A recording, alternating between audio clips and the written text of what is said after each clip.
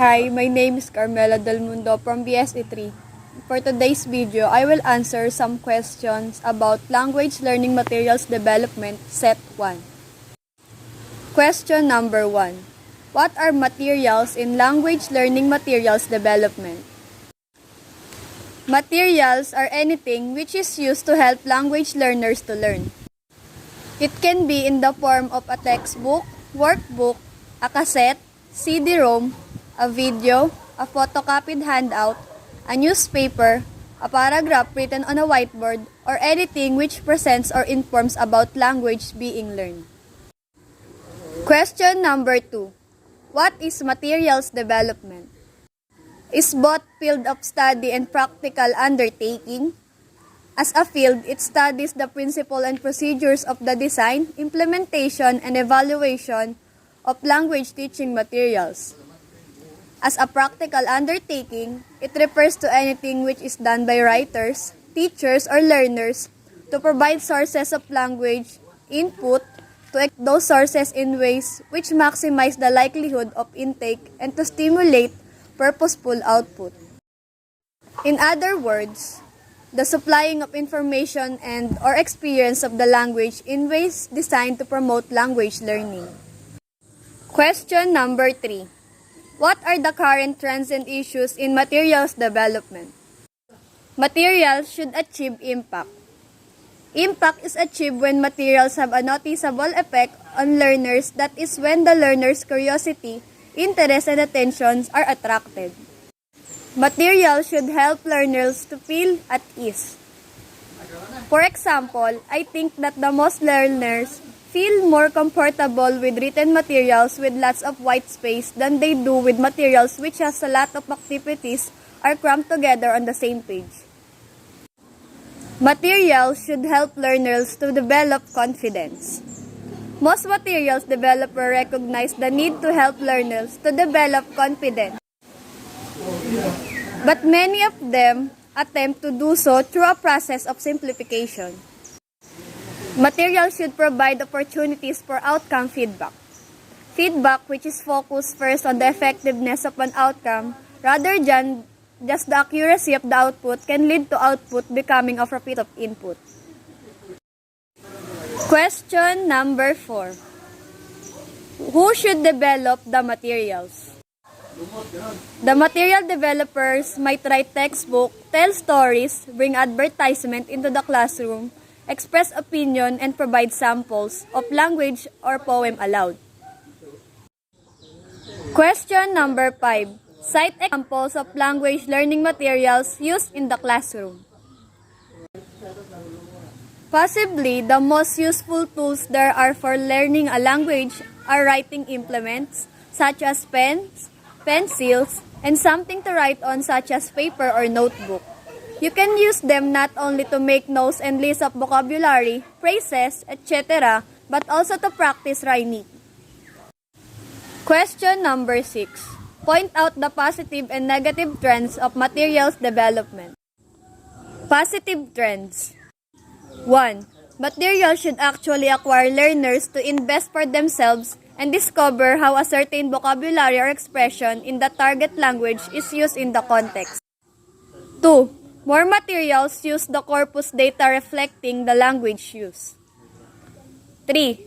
More extensive reader series that are created now with fewer linguistic constraints and more provocative content. 4. There is already an increase in attempts to personalize the learning process. 5. There is an increasing attempt to gain the effective engagement of the learning. 6. There is now an increase in the use of internet as a source of knowledge. 7. There is an evidence of the movement towards the experience of spoken grammar. And last, 8. There is already an increasing ministries and institutions that create their own materials in English language materials. Negative trends. 1. More pronounced return of central grammar in language curriculum. 2. Greater prominence in the teaching of speaking and listening. 3. Learners have shorter learning span. 4. Learners do not gain if they are engaged in intellectual demanding activities. 5. Neglect in the use of literature. 6. Predominance of analytical activities. 7. Absence of controversial issues. 8. We underestimate our learners. And 9. Focus on English as used by native speakers. Question number 7. Relate the principles and theories of language learning to the development of appropriate language learning materials. Principles of materials development. 1. Make sure that the materials contain a lot of spoken and written text which provide extensive experience of language being used in order to achieve outcomes in a variety of texts, types of genre in relation to topics, themes, events, location, likely meaningful to the target learners. 2. Make sure that the language the learners are exposed is authentic in the sense that represents how the language is typically used. 3. Make sure that the language inputs is contextualized. 4. Make sure that the learners are exposed to sufficient samples of language in authentic use to provide natural recycling of language items and features which might be useful for the learners to acquire. Example of materials. I use what I call task-free activities to help me to apply the principle of language acquisition. This involves at the beginning of every lesson reading or a poem or story or telling a joke or anecdote. There are no questions or tasks after listening, just written copies of the text for those students who were engaged by it to take home, read, and file away. The students are encouraged to ask me questions about the text at any time and to return the read of text they have collected many times. I also use extensive reading, extensive listening, and extensive viewing to help to apply the principle, and I use text-driven approach to developing units of materials in which an extensive text drives the skills of language activities of each unit. Question number 8. Provide example materials that correspond to each principle of second language acquisition. I use a text-driven approach in which the starting point for developing of each unit is potentially engaging spoken or written text.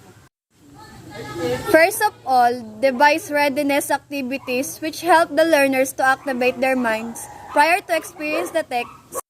I give the learners an holistic focus to think about when experiencing the text and invite them to articulate their personal responses to the text before going on to use or to stimulate their own language production.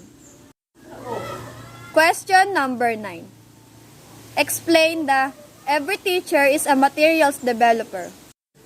Teachers are materials developers in that they involve every day in matching materials to the needs of their learners. In order to do this, they select, adapt, and supplement materials when preparing their lessons, and they make decisions about the materials throughout their lessons in response to the learner's reaction.